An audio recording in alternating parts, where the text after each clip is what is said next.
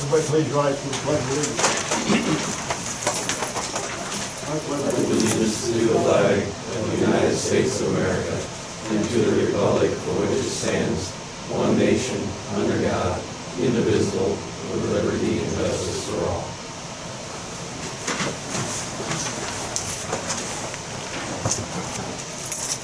Our meeting order, roll call. Mayor Westgard. Yes. Frank. Yes. Miller. Yes. Stanky. Yes. Beckman. Yes. Boltman. Okay, we have public forum. Anybody would like to address the council? If you do, please stand up by the mic because the people on Zoom can't hear you. That's why we want you up here. There's no one.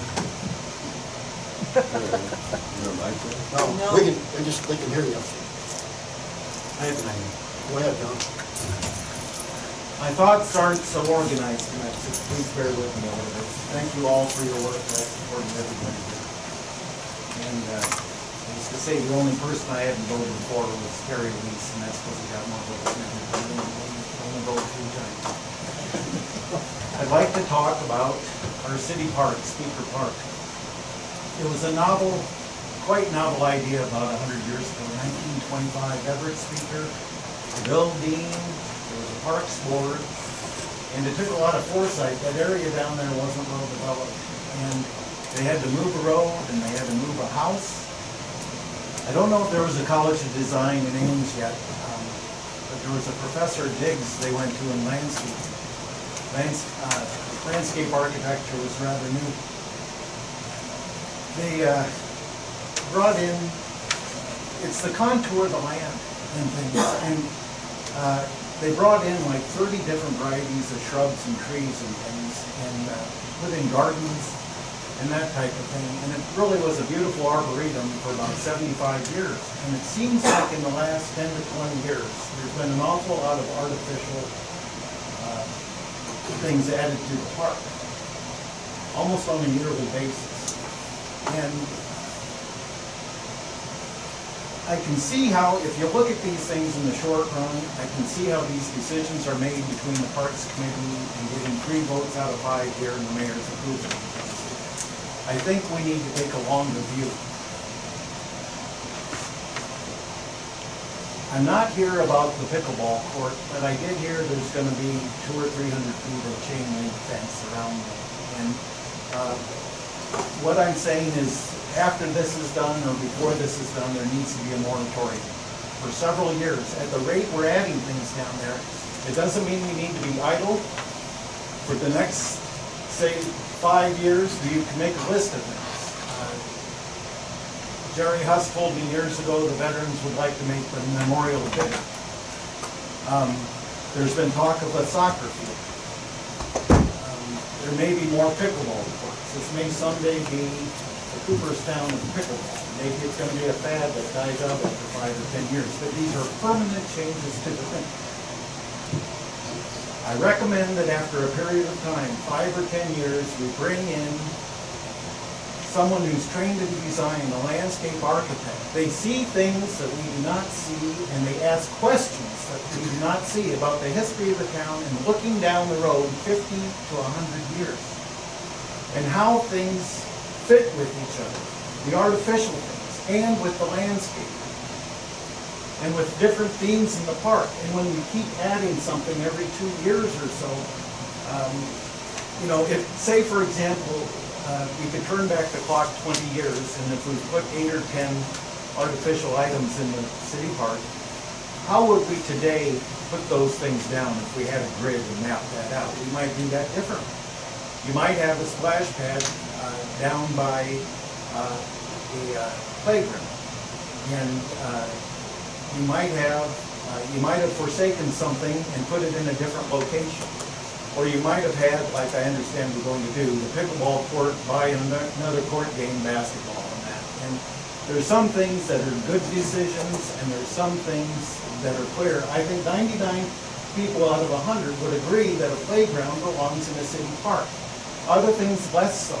They slowly added things like the gardens in the Rose Garden, and they have an open shelter house in the same northwest corner. And that's really all I have to say, and if somebody wants to visit over coffee, we could talk about this an hour. But I think we need to have a moratorium on Speaker Park. We owe that to our ancestors, we owe that to the people 50 and 100 years down the road. Architects have a sense of, it's a sense of space, what I know about this. And it's how things are in proportion to each other. And they have an eye, you know, we need to make the decision when you bring something into the park, are you adding beauty to the park? City parks were a novel idea 100 years ago, and it was to bring us to nature and nature to them in the larger cities. And I can talk more, but that's the point in that brief video. Thank you, John. Thanks, John. Good points. Anybody else for public forum? Q? Yeah, here we have a citizen complained about electric fence. So my fence I have right around my garden by my house is a solar fence. Granted, private power through it, but it's not electric with plug-in. It's not hot. Hot is like a solar, like I got a 6-volt. I'm trying to keep the deer, the rabbits, and the dogs out of my garden. Well, neighbor Brad, he's here, and he watched me put it up the fence. And I put it up, he never said anything to me about it at all. Well, then all of a sudden he gets hold of the cops. Well, then I walked into the convenience store down to get gas for my lawnmower, and the cop comes up and says I have to write you a citation for having a fence, electric fence. Well, I never knew anything about it at all. Well, I thought, well, I guess if it's a big main concern, you know, electric fence, and I'm not the only one in town that has one. But, you know, I could shut it off. It's not going to kill anybody. They think it's going to kill somebody, an electric fence. And I don't know what the big deal, when I brought it up the other night, Brad, he says, electric fence, he said, well, everybody ought to know that. It's like, well, I did not know that. And it's a solar fence, 6-volt. I'm just, you know, 2 years ago I had an electric fence, and you know, electric fence has got a lot more shock than a solar fence. And nothing was said ever then. They had kids there, but this year all of a sudden it's I got a solar fence, and things brought up, you know, around, and all of a sudden it's a sore subject, you know. And it's out, you know, I don't know what the ordinance is on trespassing to me around the neighborhood there, you know. This is in the property quite a ways. How many feet do you think it is, Brad?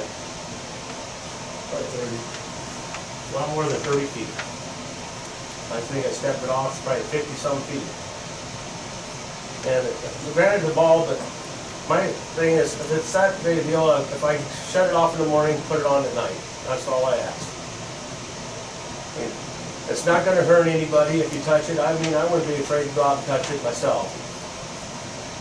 And, you know, I'm not the only one in town that has a solar fence to keep deer and that. Maybe some of you guys are lucky you don't have the rabbits and deer running through your yards. You know, last year I had a good garden, got it going good just like now, and it was destroyed by the deer. It was laying down in it. And that's my main concern, and I got other animals walking around there, dogs and stuff like that, and I got, you know, you can't throw them all, but some should be on the leash. So I'm just saying, that's why I like to have it up, but, you know, if I have to take it down, you know, that's fine, but I don't know why the concern of running at night, you know, any different than the clothesline hanging out, you know, at night, some kids running at night through the yards. I can't see where, you know, nobody's going to be up at night, leave it on, and I'll shut it off in the morning, just religiously shut it off in the morning, and they can do their thing during the day, and out there, if the ball rolls in there, that's fine, they can go get it, but, you know, that's also trespassing, so I don't know the trespassing rules in town there. I didn't even know there's an electric fence ordinance in town. And this is, I don't have barbed wire, it's smooth wire, it's not like, Excuse me. I mean, you could go out there and touch that fence, but it'll keep an animal, just give it a little zap, just a little zap. It's not going to be like an electric fence. I mean, a real electric, like you hook up a 110, that's what really zaps people. I wasn't afraid if anyone would go out there and check it out, grab it. I wouldn't be afraid to grab it, I'll tell you that already. So, that's all I gotta really say. Yes, just a little bit for the council here too, that, like Duke was saying, that there's for sure other ones in town. I talked with Ray Heatrick about this today, and Ray must have something very similar to what Duke has. Yeah, just trying to keep them out. And it is solar, and then it charges a little battery, and this little battery puts out a little bit of charge you didn't know how. But Ray said the same thing, that what he does now is turns it off during the day, or would let it run during the night. Now I handed this out to the council. I got one for you here too, Duke. Okay. Just so that everybody's on the same page about what the ordinance is. The ordinance is not very, it's not at all specific about having any voltage or anything like that. It just simply says that the fence materials shall not include sheet metal, chicken wire, livestock panels, salvage material, or be electrified. And it doesn't stipulate what that is. It just says what it is.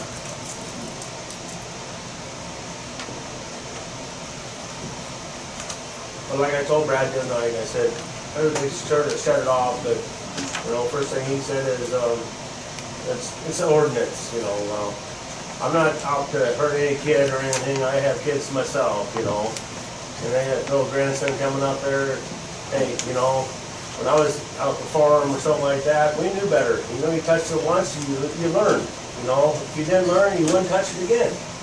But that was electric, like we hooked a 110. This solar is 6 volt. It's not a 12 volt. I don't even have a 12 volt system. It's not. It's just a 6 volt. So you guys can go from there. But I think if I shut it off and his kids are out there playing, they can go ahead and play it. I let them play ball on my grass over there. Never say anything until now. Because as a neighbor, if I was there, I would have went and confronted him and said, confronted me and said, hey, Duke, I'm really concerned about the fence. Well, no, he didn't. He had to go call up to a cop. Well, that's fine and dandy. That's when you don't get along with neighbors. And you go behind their back. All he had to do is say something to me. I would have said, yeah, Brad, just go to shut it off, show what shut off is, or I can shut it off every day and be done with it. But it wasn't that way. And then as far as the cop coming up to me in the convenience store, that wasn't the proper way to say it to me. If I was going in to get gas.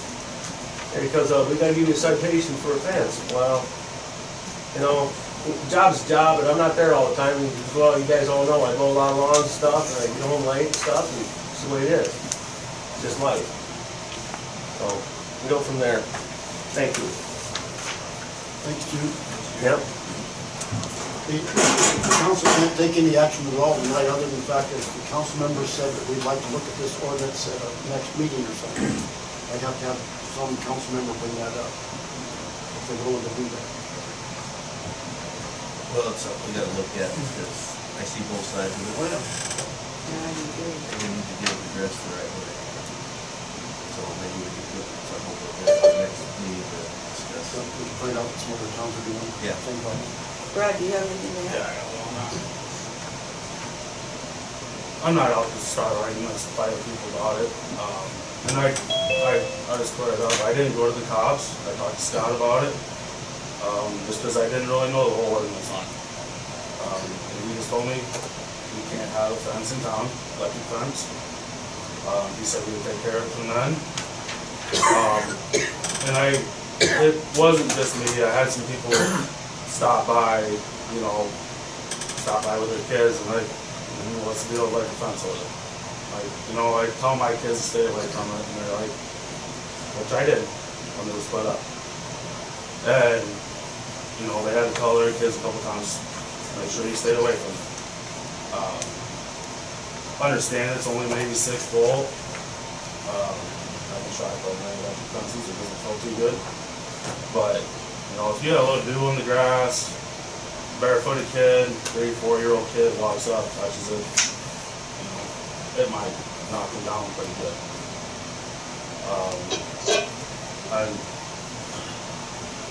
that's just my main concern, you know, somebody getting hurt. May not be my kids, and maybe somebody else, there's more kids down the end of Adams Street from me. Just kinda looking out for everybody else. I mean, if it's enough to scare a deer off, it's probably gonna be enough for a little kid. I mean, deer jump electric fences in the country, get stuck in them, you know, so. That's about all I got with it. Thanks. I suggest we look into it a little bit further and put it on the agenda for the next meeting. And That's what we'll do. Can I say one more thing? Yeah, go ahead. What is the laws of trespassing in town? I mean, people going across your property, guys. That'd be up to Chris. I mean, how do you do the trespassing? Do you have to have a sign or something for trespassing on your? No, if somebody's trespassing on your property, if you get a hold of us, we can make contact with them, tell them you're going on your property. Usually we try to give them a warning first. Just like we gave you a warning about the fence until there's a city ordinance trying to be taken down. Or you can get a citation, it's the same thing. Somebody's on your property, you don't want them there, we'll show up and say, hey, he doesn't want to on your property, please stay off. If not, then it goes to a citation. And then that's basically when you write the citation and then it goes to. So how many times does this have to happen? If you call us the first time, we're gonna give a warning, the second time we'll do the citation. Okay, that's what I want to know. Okay, we'll move on to consent agenda. We got an additional, we can call it. Yeah, it's, if the council is agreeable to amend the consent agenda to include a street closure for Lanes, Crawford, Bagstrom, and on the 18th of June. Consent agenda with this addition. Motion to approve. I'll make that motion. Second, Dave? Yeah. Roll call. Frank? Yes. Bolton? Yes. Beckman? No. Nolan? No. Thank you. Yes. Okay, we have building permits, 5. They've all been signed by Eric, they're fine. Yeah, they are all good to go. Okay, motion to approve. I got a question on one. I can't even read it. I mean, it's not very legible.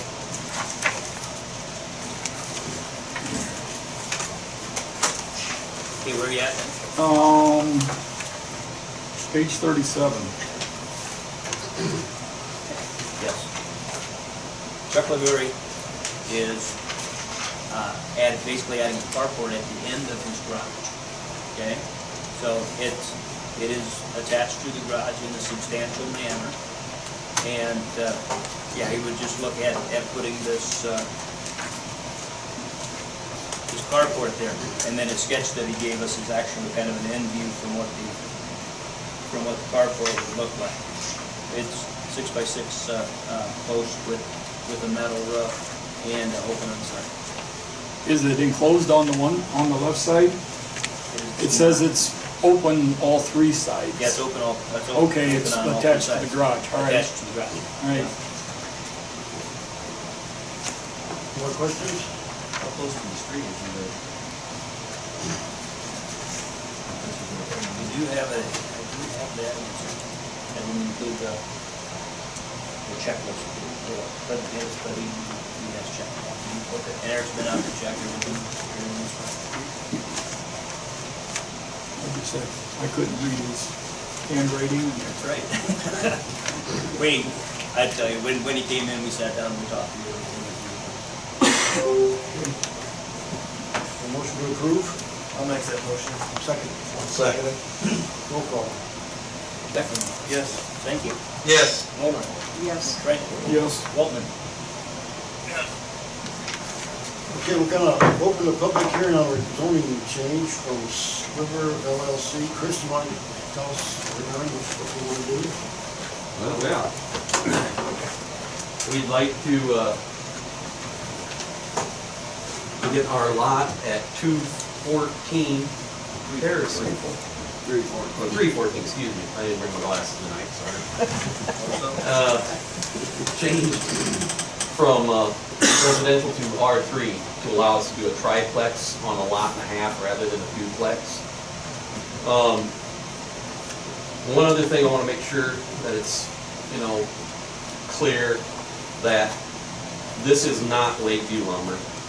It's not Wall Lake Lumber. It is Sliver LLC. It's completely separate from those. I know some of the things that have happened in the past here have been reported as Wall Lake Lumber, Lakeview Lumber, and those guys don't deserve getting any phone calls about this. This is Sliver LLC. We wanted, our idea is to put this triplex up, and we're going to do something that's tasteful. We're going to have some stone, some siding, or some brick or stone siding on the front. Both make it look good. And I guess the opposition to it has been parking.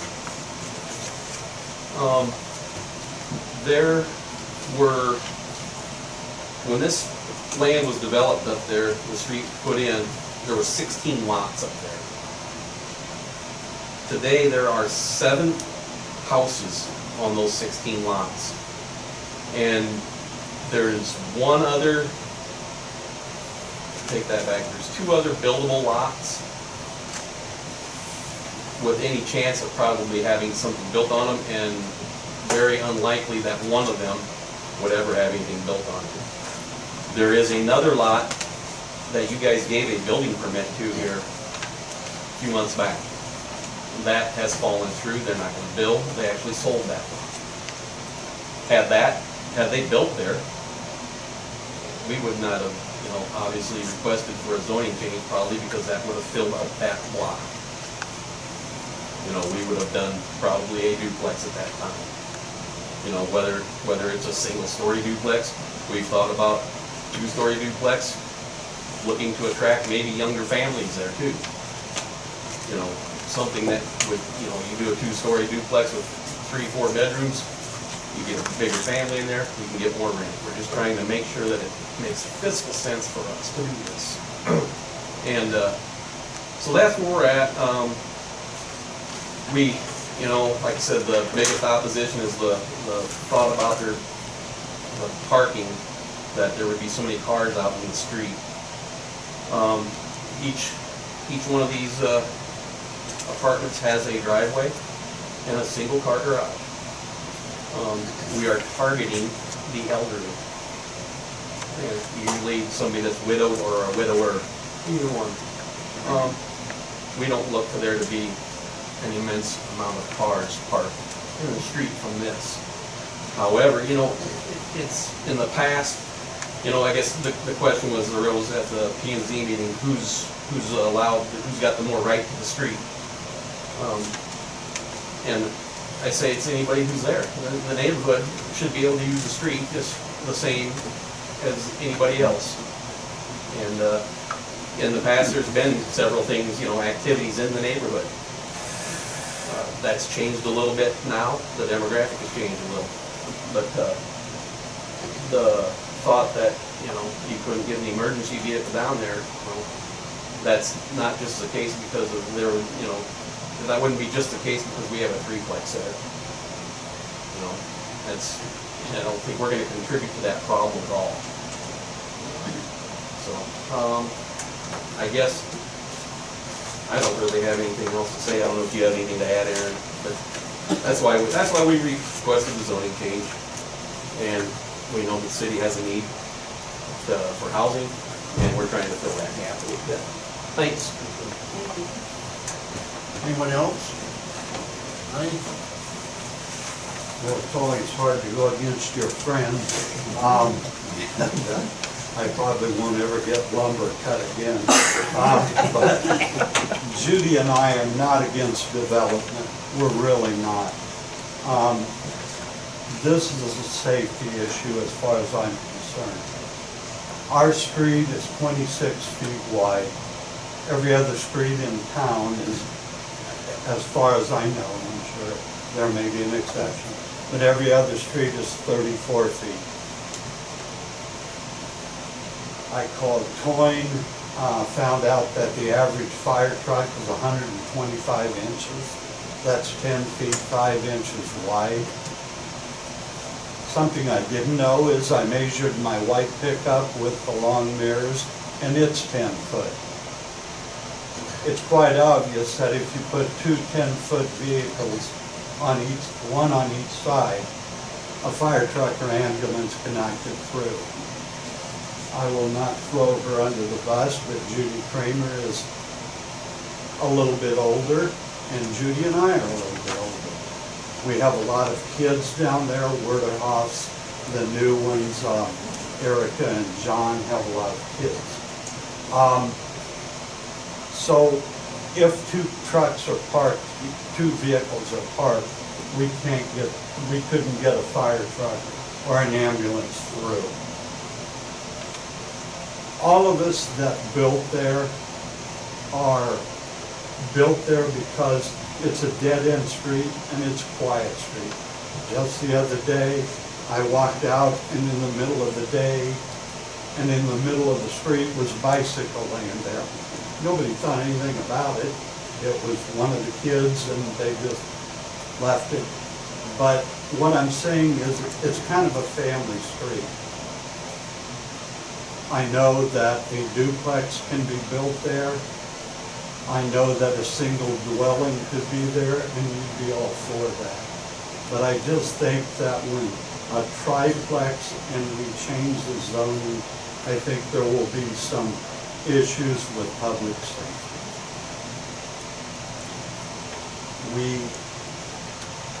The one thing I would urge the council to think about is don't put development in front of safety.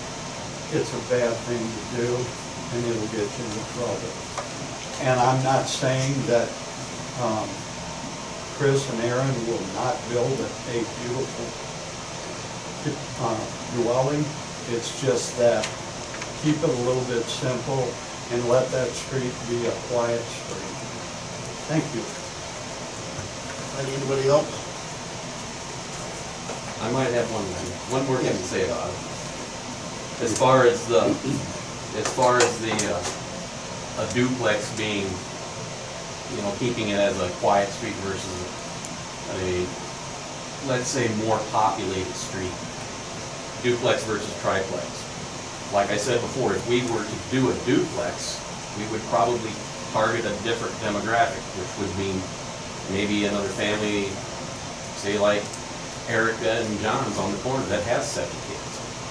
If we did that, I think that tends to overpopulate that street quicker than maybe 3 widowed ladies living in the triplex.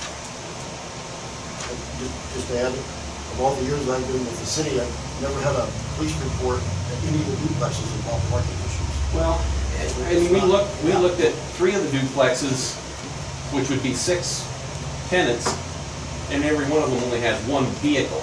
Now, Mary has a golf cart and a 3-wheel bicycle also. Of those 6 residents, there's only 6 cars. Anybody else? Buddy, yes. I'm working tonight, guys, so I have to be in uniform. I'm not here as an officer, I'm here as a neighbor. So I live across High Street, on the back side there. My back house faces High Street. So I see, where the lot is the entire time. Beyond parking issues that we normally have in Lakeview, I don't see it becoming another issue. If they were to build a duplex, you're actually gonna lose another on-street parking spot. So instead of having 3 single driveways, you're gonna have 2 double driveways. So now you're gonna lose 4 sections of curb instead of 3 sections of curb. So you're gonna lose more parking running a duplex. You're also gonna have a different demographic in the duplex. And different perspective that I might have. I just moved into town a year ago. Finding housing in this town for someone like me, single income, middle class, is absolutely impossible. The house that I bought was the one house in town that I could buy. And I was lucky it was available, otherwise I'd be living in Sac City. I think that's the major issue that we have in this town. We need affordable housing for young professionals, and it's just not there in this town. And because of that, we are losing people to Auburn, to Odebo, to Early, to Sac City. We're losing those residents that we could have here. And I think that's something that we need to consider, especially if we want to continue to grow. We need housing for that type of demographic. Thank you. Thank you. I'd like to say something to that. The type of housing that Chris described to be for elderly does not fit what Corey or Cody just presented to us. We still need affordable housing. It's just not in that location. And I too, like Lanning, have a lot of concerns about safety. I live across the street. I look down that street. Every single day I see kids playing. I see kids on bicycles, scooters, wagons, and to be truthful, I think additional parking would cause a safety concern for our children, his child.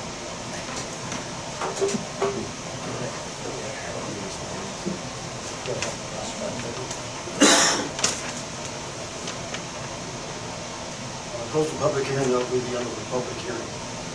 Please close public hearing, resolution 2219. Do we have, any triplexes in residential area right now? Any triplexes anywhere else? We tried one down there. I believe the answer is no. You know, how many do you have in your apartment complex? There? 8. 7 right now, we're remodeling one. Do they have any parking issues back there? Other than the parking spots aren't wide enough with concrete, they're hard to scoop around in the winter, no. There's, one of the areas behind the 8-plex has room for 3 to 4 cars for overflow. I know that they do park in the street once in a while. Down there by Nelda Lighters would be the one that I see it the most. But other than that, they presently, I think there's room for them to get off the street. They'd have to park on our grass, which they've done it before and we've never gotten upset with anybody for doing that. That's it. 8-plex, how are you talking about? Yeah, the Griffin Apartments. Oh, okay. So that was originally from the start? That was originally from the start planned out that way, right? Well, yeah, it's on R3 That's our property. yeah, that's our And then all the houses actually across the street from where I'm proposing this R3 change, they're on R3. Lanny's house is on R3. Everything south of Harrison's R3 already. And so, as far as, if there was a thought of... Lanny's house is R2. No. Less than that, according to this. Less than that. This map says, and what the map said, we got the P and Z. Like Gina Slepp's house is R2. We were told that whole side of the street was R3. P&Z meeting, we're told That is all P&Z in meeting, if you remember the map at the P&Z meeting, it doesn't matter, I'm just clarifying. It was just the corner house was R3, not the south side of the Larry's? street. Yeah. Whoever lives next door. Yeah, but down the corner. That's the only map that we had at the P&Z meeting. So that one was not correct, that we had? At the One of the P&Z? two is not. I guess Okay. the one that we would have looked at is the one on the, Our council On the pack wall. is telling us different right now. well, that's just Chris's application. That's just, That was part of the application that Chris was Highlighted area is already zoned R3. Blacked out lot is for land requested change. The highlighted area includes that corner lot and Griffin's apartment. Yeah, just that everything south of Harrison. It doesn't show that way. It's not Okay. So to clarify, everything south of Harrison is R3 used now? Yeah, certainly is my recollection. I don't wanna Then misspeak here. Why would, and I'm just curious, why would the lot that we're speaking about be an R2? When everything else is like. Because that area and then flowing up Madison Street, that area is. But that street, our street wasn't even in existence until 20 years ago. Griffin Apartments was built in '64. So I can see the grandfather there, but I can't see why there would be a lone R2 in there. right in the middle of it. But just as you look at the zoning map in back of Tammy, R3 is orange, okay? And for a lot of our undeveloped land around town, just as historically it's always been zoned as R3. So when you think about No, that, no, no, it no. really looks at Sit down by Lake Arrowhead. a lot of the, No. a lot of ag land and whatnot. There you go. is zoned R3. But that's it, that's the area right there. So R2, like I say, kind of goes up Madison Street, being an R2 area, and R3 is all over it. That map we got C and Z meetings, that's what it is. Dave, go ahead. I have 3 points, I guess, I'm thinking of on this project. I again also want to say I'm for housing development and stuff, but here's my 3 concerns. We have an established neighborhood here with people that have been in the neighborhood, they've built or bought houses in the neighborhood, and to make a neighborhood that's already established and change zoning from R2 to R3, I don't think that's right.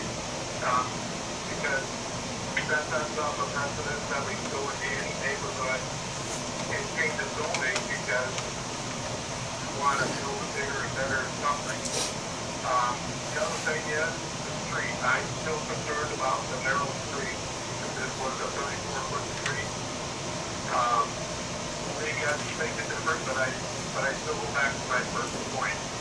Is we have an established neighborhood, and all of a sudden in this established neighborhood, we want to rezone a portion of it.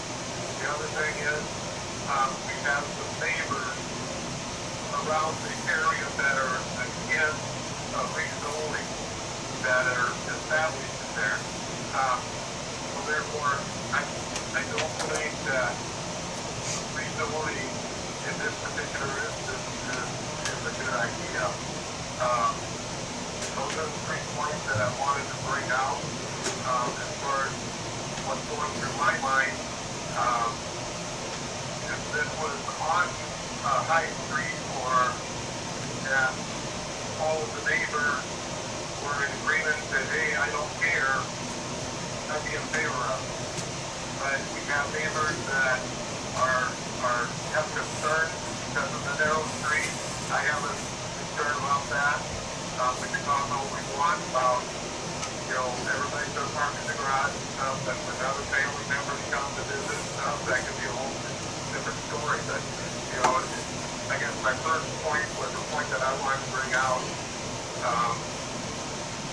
and Trev, was that we have an established neighborhood where it goes up to R2, and I don't think we need to go to R3 just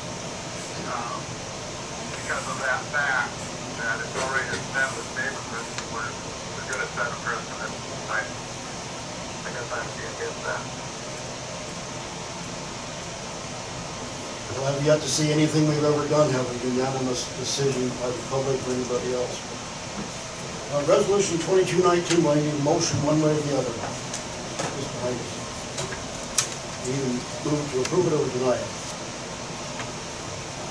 I make a motion that we deny the request for R3. I'll second it. Roll call. Boltman, Yes. Beckman, Yes. Frank, I'm undecided.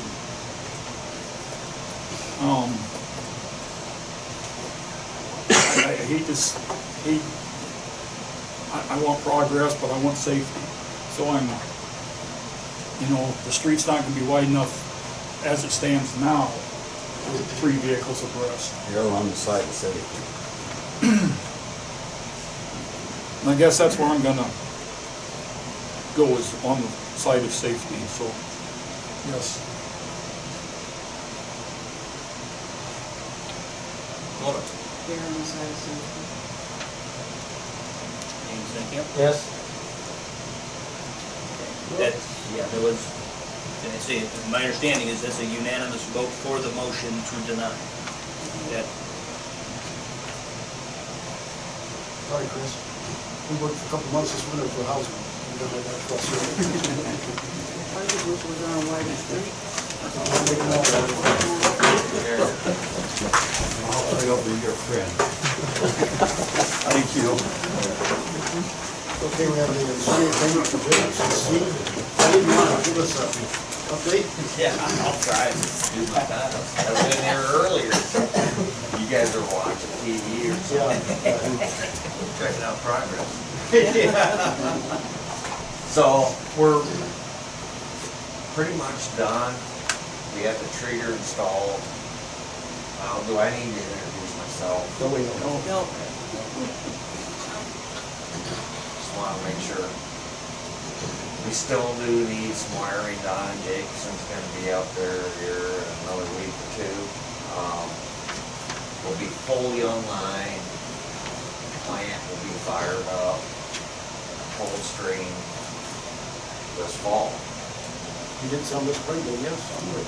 Yes, we did. We had to push them back. We didn't want that treater put in because it would stop us from running the plant. We will invite everybody up there, well, council. I don't need outsiders that are involved in the seed business up there to see what that does. So we're bringing in certain customers and all that. Ton of business, we had to turn down a ton of business last year because we couldn't get it done. A lot of that equipment came across seas. People from Argentina will be here in 2 weeks to show us how to run that treatment system. And that'll be it. So, we're rocking and rolling. We're excited for your improvements. I mean, it's happening. We don't have enough storage now. That's a big problem. Wow. So we need a We're motion going to approve that payment, You yes. guys got any questions? I've seen it.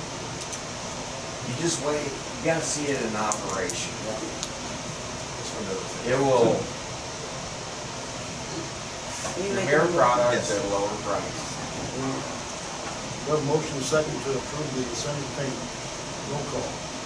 I did hire one person this morning, and I do have another one hired. He's not gonna start till August. So, full-time, full benefits. We'll get this thing going. Very good. so this would be to approve that incentive payment, and just to note that the incentive payment is made in lieu of taxable. Okay, for the development. Okay, Beckman. Yes. Mulder. Yes. Stankin. Yes. Frank. Yes. Waltman. You guys need to come up and see We it. gotta get up there We don't sometime. have any product right now, but We need to coordinate a tour up there. Dale's seen it. I would like to see it. Well, I'll have beer and whiskey. That sounds good. But I do gotta say, thank you for the city of Lakeview and the electrical people getting that set up, because last year, we would not have had that going, and it was a crunch this year, but they had that taken care of, and it would have been a real problem. So, We're glad we have to. and thank you to the council, mayor. Thank you. Thank you. Yeah, thank you. Okay, Trail City Shop property. We're gonna have a discussion on this issue again, about where we were with potential for that property. And really just a little recap on that too. And we gave the council this sheet, would be this says real estate contract. Well, that front page of that packet that I gave you, that real estate contract, that's the current contract that we're under with the Van Metters. Did I give you that one too, Craig?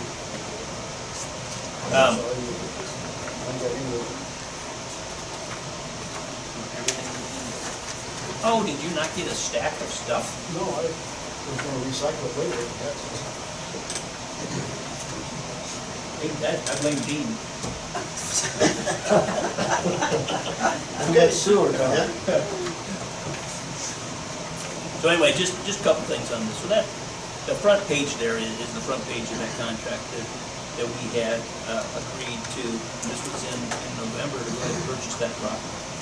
This refers only to that, what we call the salt shed property.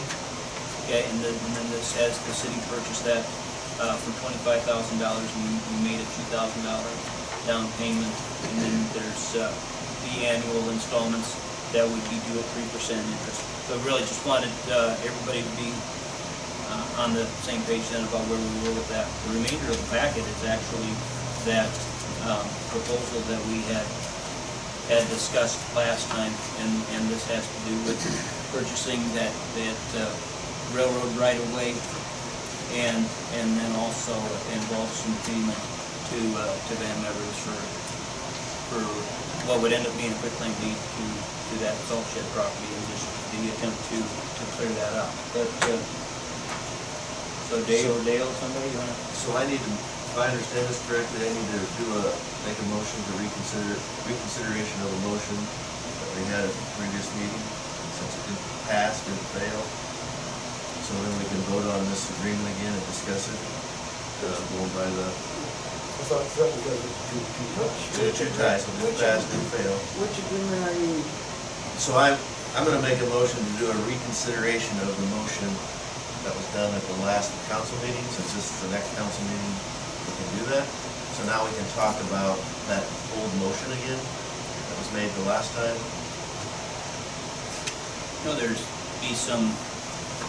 For the so the other agreement that's in here? The second one. The second one. But once I get that motion made, if we get a second, then we can talk about it legally.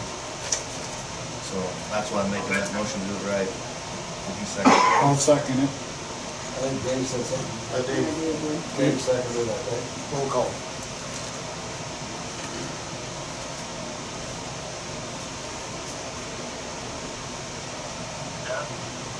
Okay. All right, so this is the motion to reconsider then, Beckman? Correct. Boltman? Thank you. Moeller? Yes. Frank? Yes. So now that we're gonna reconsider that, I did a little math. The first contract that we had that was signed back in 10/18 of 21 in the council order to purchase that property on the north side of the maintenance shed. Council agreed to do that for $25,000, north part 3% interest, and railroad right away at $2,000 back then.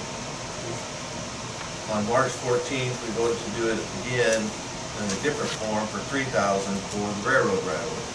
Nothing got done, no paperwork ever got done on any one of them two deals. So I don't know where that lies, what happens, doesn't matter, because it never got accomplished. So we're still sitting here in limbo. Even on that very first agreement, nothing has been done at the courthouse to get anything transferred to our name, so it's still nothing done. Vern has called me a couple times. I've talked to Vern about the new agreement that he's got in place.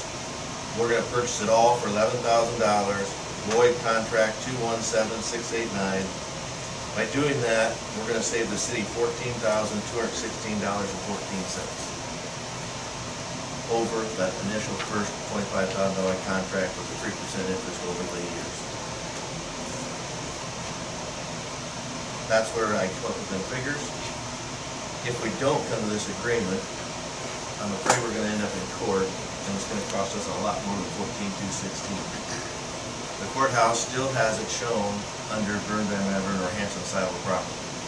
We don't own it. I visited with Scott a couple of times. Scott kind of thinks we own it, but we have nothing to prove it. So we don't know if we can live with it to court. Have you ever done any research, any further research to try to find out who really owns it? I've done my research myself. We've not ever had any outside assistance. I'm just trying to put the issue behind us. Vern's here tonight. whether he'll sign it tonight, whatever we wanna do. I wanna get it done, over with, save the city the money, save us our time, and move forward with other projects. That's what I'm doing. We did not pay the $2,000 down on that, right, at all? We For have that paid, first we have paid contract? $2,000, yes. So I have a question, I don't care about any of it, my question was, at the time the council was told that the county said that we own the salt shed, and I don't understand, how can they not know who owns it? How can the county not know? The county still says Hanson Silo. Well, why did he tell Scott that we owned it? There's question up there, you know, even amongst the staff as far as who may own what. And then it just becomes a question of, you know, battling it out in the legal sense to define that. So the county's position is we don't really know, and you guys just, I mean, it just seems bizarre that the county doesn't have records, I don't know. Under the county, Sac County Beacon is still under his But name. Beacon isn't on this right, Bill, you know that. Well, I know the property lines aren't ours, right, but who owns the ground is usually pretty accurate. Well, that's not what they told Scott, is all I'm saying. I agree with what you're saying, but by the time we spend, you know, Dave represents both parties, so we're gonna have to find outside counsel. Right. Let's just do this and get it done. I just didn't understand the county's position, I guess. And I'm gonna make the motion that we do that contract that's in there and settle this with Mr. Vern Van Maveren and Karen Van Maveren for $11,000, get it signed, get the survey done, so we get everything surveyed, get the points of interest, so we have the exact legal description, so we get it done and transferred to our name. So, now we've already paid you $2,000, so it'll be 9,000 more. 11. Not 9. What makes you think that this will get done this? Because I think we're gonna have our city staff and stuff move forward on it. Is what I'm gonna push. Answer your question, John. Yeah.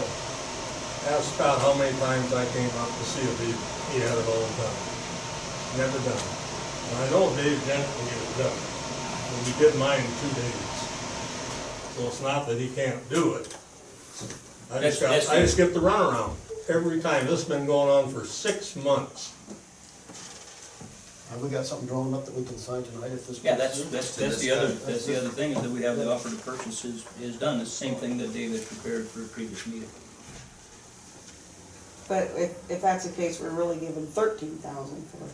Total payment. That's right. Yeah. Ordinarily, you'd give me 25 plus interest for 5 years. I understand that, Plus 3,000 for the trail. and I understand that. Okay.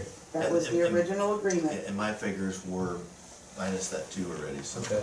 So it still actually saved us the 14,216, because I didn't include that 2,000 in that difference.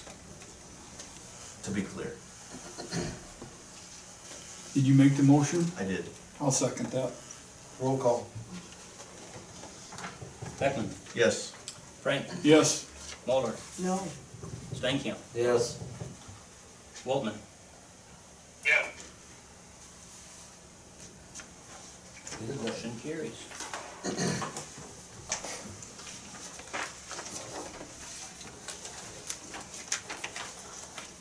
Okay, I got one question now. When's this gonna be over with? You wanna sign the agreement right now? Yeah. Got it. If I get a check tomorrow, I will. Well, you can't promise that. Well, I don't have the checkbook. no, but We can do that. If Can we do that? we have the signed agreement, we can do if that. we have to, I'll sign it tonight. Sign it, and we'll give you a Get it check. over with, you guys sign it, it's done. Yep. Well, that's And what this is done on a quick claim deed, right? Yep. Because I can't furnish an abstract or none of that. That's all in that agreement. All right. Just what I told Dave today, I don't know what's buried on that property. City's had it since I owned it for 40 years. They've been using it. I don't know what they buried out there. So we'll have you and the mayor and everybody sign that tonight and make it to the check tomorrow. This also has Karen down as a signatory too, Vern, if you bring Karen up tomorrow morning. Mike too?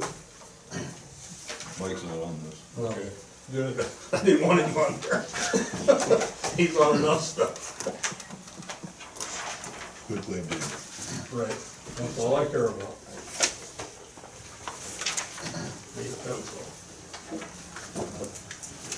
Oh, there's a pen.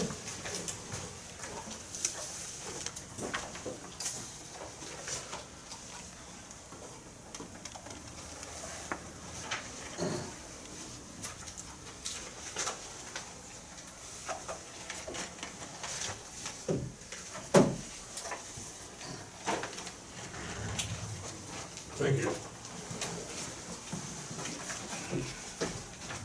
Everybody happy now? Let's move forward. Okay, let's have proposals from police officer wages for the reserves from Chris. Got some input for us? I haven't paid proposal yet for our full-time. On wages, just in the memo. Just in the front, on the Yeah, back about page. page 2 or 3. And some policy changes too, so. Sure. Thank you. Thank you.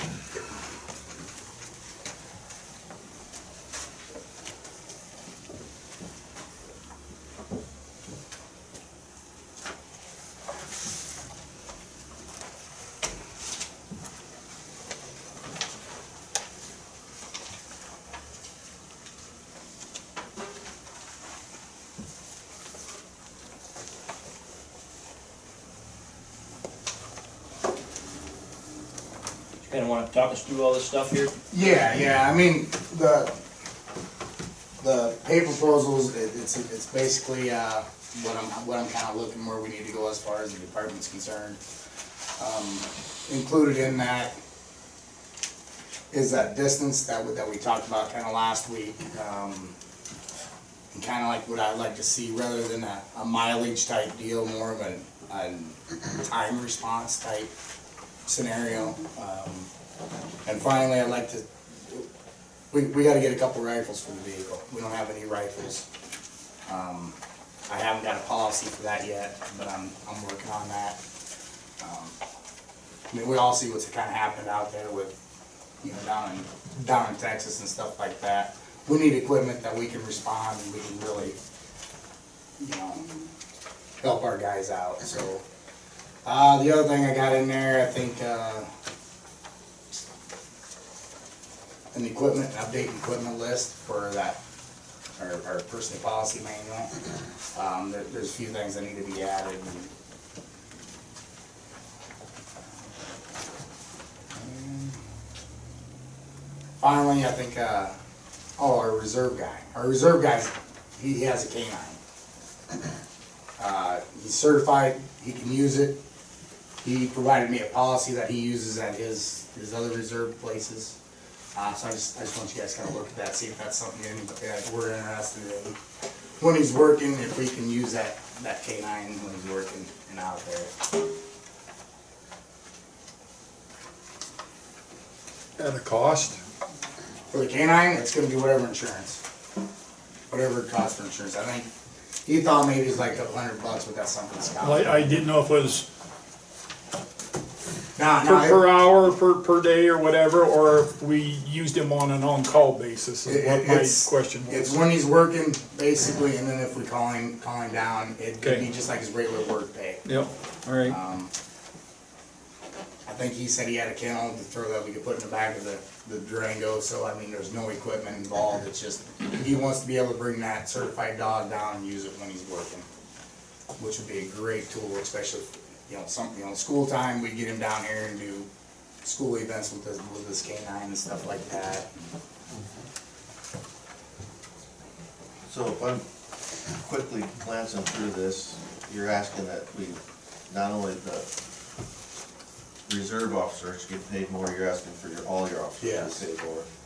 And you're also asking for a 30-minute response time when they're on duty?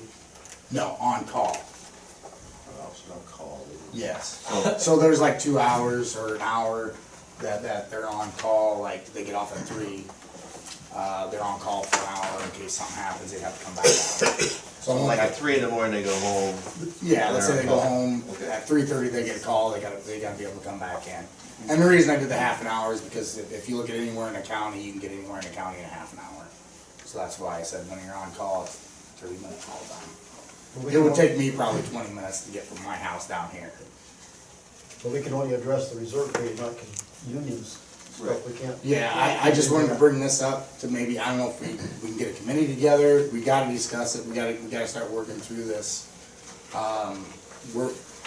we're about to fall way behind everybody else as far as. Have you researched any neighboring communities or the area for wages? Yeah, everybody, if you look at every position that's available, right now, pretty much in the state, they're all gonna be paying higher than we are. Like I said before, county right now, starting next month, they're starting out their officers non-certified at 62. We're starting out at 42. And I'm not asking for us to pay our guys 62. I'm just trying to get us up there to where we're a little bit competitive with everybody else. My biggest fear is that in 3 years down the road, when this new contract's up, everybody else is gonna be clear up here, and we're gonna be clear down here, we're gonna lose our department. Everybody's just gonna bolt, we're not gonna get anybody. Well, the way things are going this last year with the pay increases and everything, we need to address that, I agree. But This back the blue bill that they passed did a lot of good for the counties. It's gonna really hurt and affect our smaller communities and our smaller departments. I think with the competitiveness in the law enforcement community, in order for us to keep and get quality officers, we're going to have to revisit the living issue as far as the miles within the city and the wage. So, you know, if we have to have a committee to look at that and bring a recommendation to the council, I'd be more than happy to be on that. But, you know, I think Lakeview wants to have a thriving and good police force, and with that in mind, you know, especially with the summertime, we need them, and we need quality people, and if we're competing with other communities, we need to have our game and make some changes there. So I agree with Chris wholeheartedly on that. So I was looking through the policies as well. Our, the Lakeview personal policy, manual policy, that's the one that states the 10 air miles. But if you look at our SOPs, it says it's at the discretion of the chief. So there's two different conflicting policies right there. Is there a dollar amount that you want the reserve officers to change to tonight, or, you know, wait till? Well, I think we agreed last time that King was getting 18. Obviously, I mean, me personally, you know, Nate's been here forever. I mean, he called me and came out and helped work some exams. So, I mean, I think his time alone should probably get paid a little bit more than that, but that's my opinion. Well, let's get a committee together. So can we form a committee, get together and have something for the next council meeting? Because I'm assuming we're gonna have to discuss non-union wages besides Scott next week, or next meeting. That's the plan, I was gonna have that on the agenda next time. I caught that too. Well, not Dave's volunteered to be on, we need one more councilman. I will volunteer. You'll also notice that I put the assistant chief in there, and obviously Cody is taking that role and responsibility. And I don't know how that plays into the union as far as him being an assistant chief. Is that takes him out of that? Takes him out of that, right?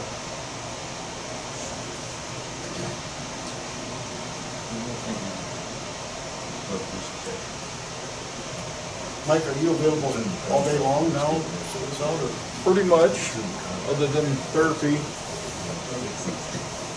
Well, we're trying to schedule a time that we're not. Well, yeah, I mean, I'm pretty flexible. We'll discuss this right away early next week then, Dave, when you get back. Yeah, that'll be fine. Yeah. We'll set up a meeting next week, everybody know. Thanks, Chris. Okay, we're on the proposals for Lakeshore Drive Engineering. Quite a difference. And just, I had talked with, sent proposals to 3 firms, and we heard response back from 2. The two firms then were JEO, and what it did was sent a request to local firms. So JEO is headquartered has a branch out of Carroll, and then Sunquist is out of Denison. So it did request then that they would give us proposals about engineering that north half of Lake Shore Drive. Okay. I think the file's got slid somewhere. I read it in the morning, so. Okay. You did read this on Monday? Oh, just today. Just today, yeah. I'm sorry, we did. So with that, really just as far as looking at either one of the firms, be very happy working with either one of the firms. As you're looking at that as far as price and work, I asked them to give us the fee structure about what it would take to get this through preliminary design. So that's really all that we've asked for so far, is just get through preliminary design. So that would be do all the survey work on the preliminary design, work through neighborhood meetings. So we get to a stage where we can interact with the property owners now. Okay, so that would get us through to the first part of the design, and assuming we follow through with it, we'd have a secondary contract then with either one of these folks to proceed. Your recommendation for either one? Either one. Sunquist has given us a lower cost estimate. JEO actually had a lot of things included in their cost estimate that maybe were a little bit more than we would have expected as far as job duties, and we'd be very happy with what Sunquist is proceed with them. You have to have a motion to hire Sunquist? No, yeah, probably one from we have both of them. Sunquist. Sunquist has done some like property survey and that type of stuff for us. They've been around to try to get their foot in the door here for a lot of time. Sunquist is whom Lakewood Partners is working with on their subdivision work. In JEO, we have used JEO for a couple things for planning wise, and then they also did the Otis Drive. No, I think that was Snyder, but they did the beach bathhouse. Who did Sunquist or? JEO. Right. So do we need a motion? Yeah, we need a motion to hire him. I make a motion we hire Sunquist Engineering for the preliminary for Lake. I'll second it. Roll call. All right, Beckman. Yes. Bowler. Yes. Frank. Yes. Thank you. Yes. Boltman. So we need to approve the land lease. Yeah, this would be the land lease, it's the Hayfield lease at the proposed community center site. There's 4 acres out there, a little over 4 acres, about 3 acres for tillable. As we got together with Steve Wilson and went through that, there's an agreement in your packet that would have them paying $300 then for a 1-year lease, and that he has paid that. I'm just holding the check. I'll make the motion. Second. Roll call. Thank you. Yes. Beckman. Yes. Frank. Yes. Bowler. Yes. Boltman. City Administrator report. Yeah, let's talk about our street project then, Dean. We had 6 done and 7th done, or 2 blocks on 7th. They came in with great equipment. They were here and gone and did a good job. There are 3 things, and I talked to Tracy about. One was a shut-off valve where they broke off the top pieces around it. We did put in a sleeve. One other spot on 6th and High by the stop sign. It's right where he started going on his last lift.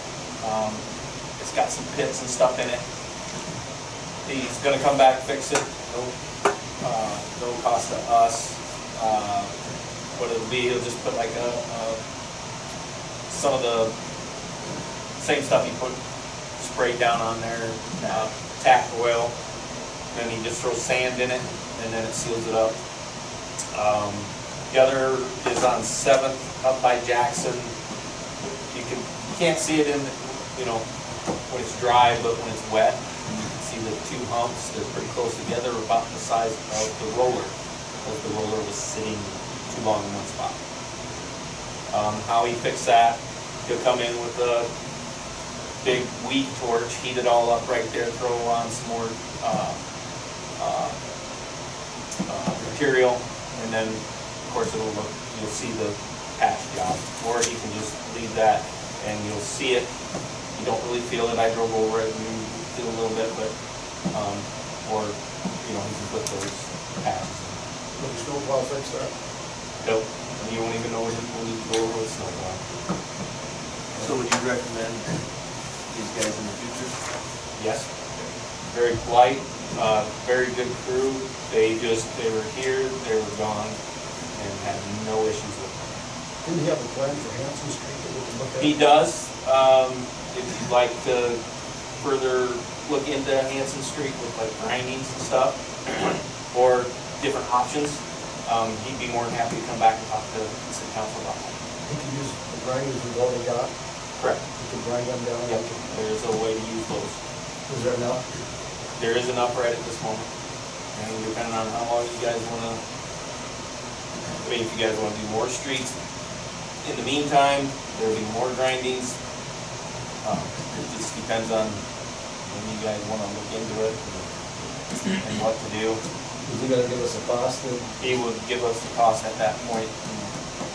He would come talk to you about different options and then the cost on those options. You just kind of talk through that, what's involved with this, if this further back? So, if you wanted it done right, you grind it. It's got a really good base, really hard base road, he said. You put in 3 inches of asphalt, 2 lifts, just like you did up there, but you wouldn't have the cost of the grinding of the road. And then the next one would be taking the grindings, and he mills them, spreads them all out on the road, then comes in with a milling machine that mills up all of our grindings that we already have, and then he packs them down, just like he does, with the roller. The other option is just to seal coat, clean it up as best possible, and chip it, seal coat.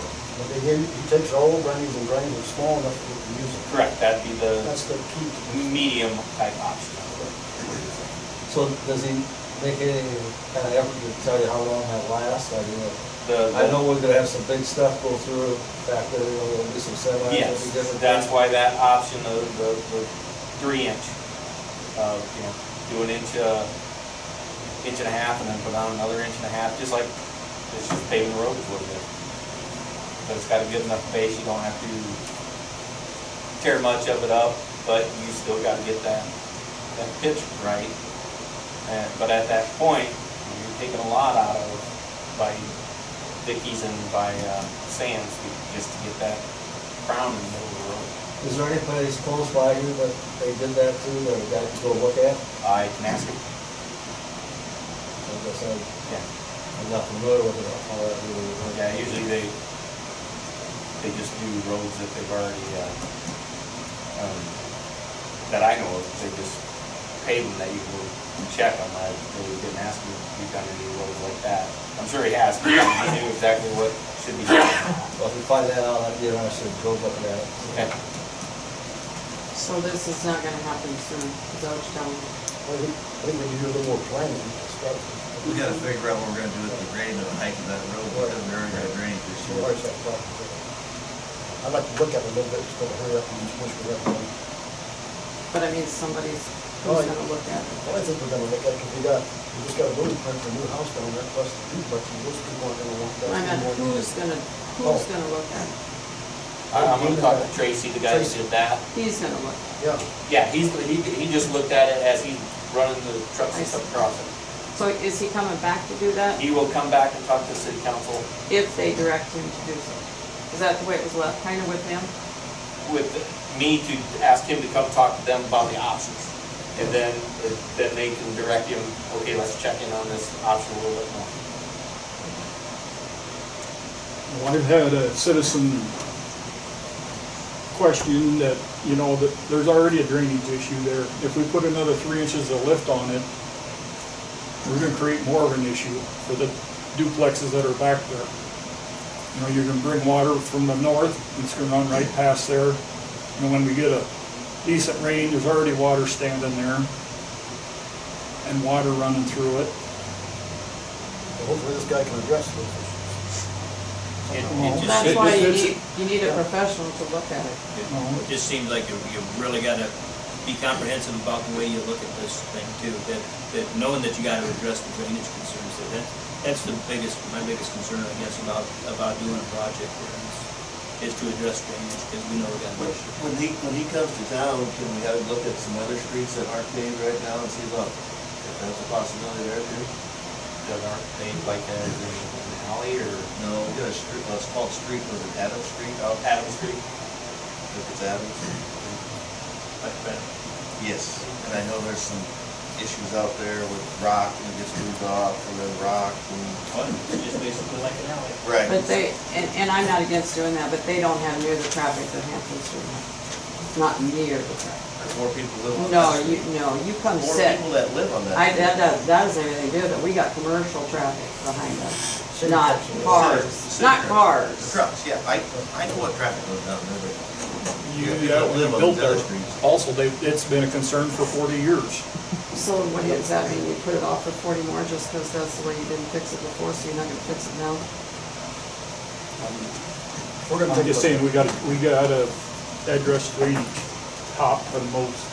Yeah, I do agree with that. I mean, it has to be a comprehensive look at the way you're doing it. I'm just saying that while he's in town, we get cost of some of these other ones too, if we got all the millings, or we're gonna do more stuff in the future. Right. Just the only thing that's still pending there, Vicki, is dust control. And it called the guy then, and she said call back again Wednesday or Thursday, and she'd have a definite time about when they're coming, here within the next couple weeks. So But it if was not you're gonna have this guy come, will he know about drainage too? Or is that not his, that's not his? So you need to have someone look at the drainage? I mean, is there a plan? I just asked him what the plan is. Is there a plan? We can only do limited stuff with staff too, as far as that goes. Just as far as having the abilities and expertise to feel comfortable about that. I'd hate to put our name on anything there, Vicki, and say that the drainage is involved. Right. I'd hate to do that. So like the people that did the campground, is that an option, or that's just you're getting into a high expense? Just another engineer, but it's, Want to see what this guy says for pricing and all that too. Chris, you got something there? no, just really a couple things, Dan, ask Nancy to come. Just give us a little update about how the season's starting and really how everything's kicking off down there, any issues, and then I know we want to talk specifically about boat parking. We've been busy. The main issue, well, two of them, have been trying to enforce the 1 car per campsite, and they're not happy about that, but we've been working on it. And then when everybody leaves on Sunday, or, you know, even during the week, then it's like everybody's starting to park in the empty campsites, which we're trying to enforce. You can't do that too, which they don't like. They'll be able to maintain, so they need to follow the rules. Right, and we've heard people say, well, I have room for 2 cars for sure at my campsite, and it's like, but some campsites barely have room for 1. It's not fair if we allow you to park 2 and nobody else, so,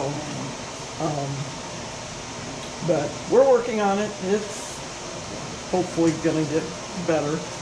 What did we ever do with the bridge at the mini golf? Put rock. We cut out the 2 approaches and replace it with gravel. Okay. Temporarily fixed. Till fall. That's what we talked about. I didn't know if it ever got done. I Just address the safety. Yes, sir. That's it for now. all the ducks. That was, and still is a bad situation down there, that bridge, it needs to be attended to. How heavy is that bridge? Any idea? Bruce thinks it's at least 7,000 pounds. 3.5 tons. It's at least that, isn't it? Yeah, he said there's 2 square of cement in there, 2 yards of cement. He said that means it's at least 7,000, 9,000 pounds. Nothing, we have, we'll get it out of there, you know? I didn't know some of these construction outfits that have these walls. They can't handle that kind of weight out there that far out. They're at 3,500, that's why I asked. We stepped off a little, I think we measured it with tape measure, it was a little over 50 feet, as close as I could get with a digger derrick.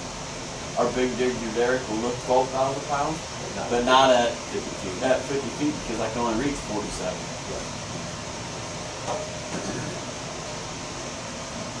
Can Jimmy pick it up with his little thing for the boats? That was We checked, I did think. have Jimmy Yeah. come look at that, whether we could, get up on the He can't shoreline get close and enough pick it either, up. because of the rocks. He don't want his boat up against some rocks. I don't blame him. Reach that far out? We've both, he and I talked to him about that. Not capable of that. Just another issue then is talking about boat parking, and we've had some success about limiting some of the boat parking down there from locals. So at least I don't think we're seeing too much of that. And I know we had talked about having our long-term seasonal campers try to get their boat up to park in that overflow parking. And it's just been busy as anything here the past couple of weekends, and it just doesn't seem to be a real good fix to try that. If they ever needed to get in and out during a busy part of the weekend, they just could. Well, I've actually had a local person ask me how come a full-time camper can park theirs down there and I can't park mine down there. And we do it, It's a public parking spot, it's not a camper. Right, but so we gotta treat one the same. You know, if you live in Lake View and you wanna park your boat down there, and you can't, but a guy that lives in Harlem that rents a campsite can, it leaves a sour taste or not, and I understand where they're coming from. I do know, I did ask Jimmy Garles, and they rent spots out there for people to park during the week. And they have people that rent spots from them to park, so they don't have to tow their boat back and forth. I don't know if that's an option for us to clean up, but this past weekend, we had a flatbed parked down there all weekend. A fifth wheel flatbed, unhooked from the vehicle, just parked there. Yeah, he parked in the campground for a while too, and we got him out. Yeah, and I don't know who it is, so it's a camper? Well, there was one Yeah. because he pulled in and then went and sat behind some of the campers, and one of the staff went down there and said, "That can't be in here." "Oh, I know, I'm getting it out," but we didn't know where he put it. He parked it over. We want all these people to come to town, but we gotta have places for them to park. Is all I'm saying. And we have an ordinance, and we're not following through. Right? On the 72-hour, we do have a 72-hour ordinance, I looked that up today, it specifically says streets and alleys, but doesn't necessarily say public lands. Okay. But we do have that, yeah, you're right. I don't know what the right answer is, but I'd like to figure out something. I have a hell of a time with that, Dale, about what the right answer is, because Right. I struggle with that. And there's no way we can mark it, pave it, to put markings, parking spot lines. That would be nice. You're talking down in Town Bay. Yeah. That would be nice. Yeah. Even for Water Carnival, it would be. I just don't know I don't know what that cost, where we could paint lines down there, or if they follow it. Yeah. We got speed limit signs they won't follow. We definitely do. Crescent Park Drive. There's a red pickup that goes 55.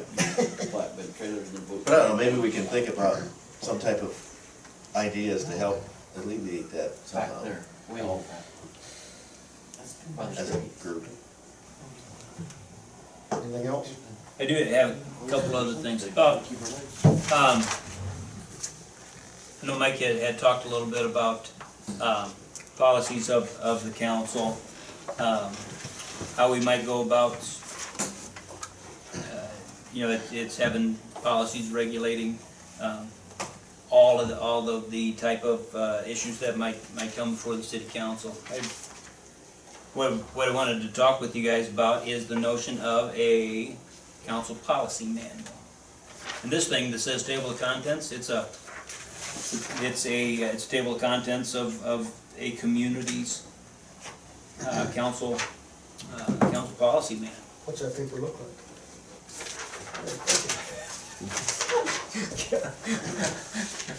You got nothing there.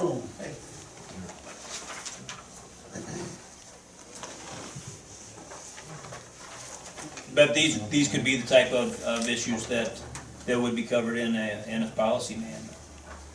Now, and it's nice to know where you stand with all of these issues and everything. That's great. The other side about having a policy manual, of course, is that it's there and it would be followed.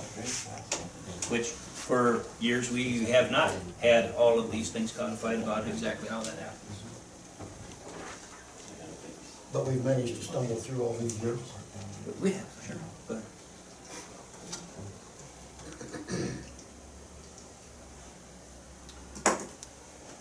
So this is just like a suggestion to look through of what we should put in a policy if we decide to do a policy? yeah, if that's something that piques your interest about how we could have policy that that governs the operation of the city council. It tells you everything about everything from how you get things on the agenda to what happens at the meetings and how the conduct of the meetings would go through citizen participation, council action, how things go.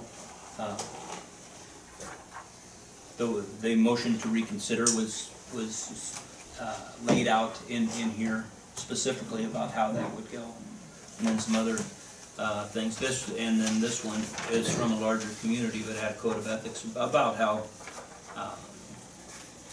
interaction goes at the council meeting.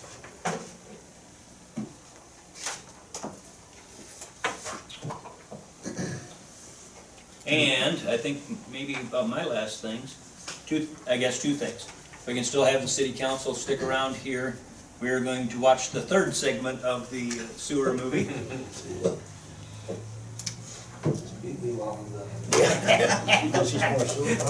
And then, I think, assuming I can get a couple things done here, I'm going to take a couple vacation days on Thursday and Friday. Yeah, I'll stick around. One question, I've asked this before, where are we at with the city shop roof? We figured out who made it, and I've got to call down to Tennessee, because that's the brand, is down in Tennessee. I don't know, back whenever they built it, there might have been a person around here that put up them buildings, but on the website, it doesn't show anybody in Iowa that built them. Well, we have a leaking roof that's been leaking since November, at least, or 2 years before that. I want to get it addressed so we're not ruining everything or there's not an issue in there. We can't figure out something, maybe we just re-roof it with a truss rafter type thing or asphalt shingles or something so we can insulate it. I've asked it a couple meetings. Correct. We found this one here years ago. That works, doesn't it? It worked in this application here. Terry did it on his building. They put that foam up there and that stopped everything. The old Dodge Garage across the street did it and it didn't work. No. But their insurance did it and it didn't work. I spent $5,000 down mine and it still don't work, still leaks. That city maintenance shed's gonna be here a long time. I'm not a fan of putting a Band-Aid on something that it's gonna be here a long time. Let's fix it right. Apparently, I think one of the guys said it's been leaking almost since it was new. It's had leaks since I've worked here, and it was built 26 years ago, and I'm going on my 21st year. So, I just think it's something we need to get addressed.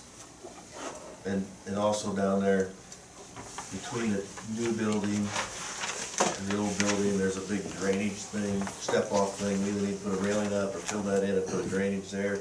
Dean and I were talking about trying to do some kind of a, redo something with the tile. Yep. With a intake that's a little higher, get rid of that cement one maybe. And cement You it know, out or something. talk to Marty Mauer or Biddy Bettine or something, see if we can do some kind of a T with a riser on and fill it in, so when you walk off it, it's. Right, not a one drop person off. fall and break their ankle would just cost us more than it costs to fix it.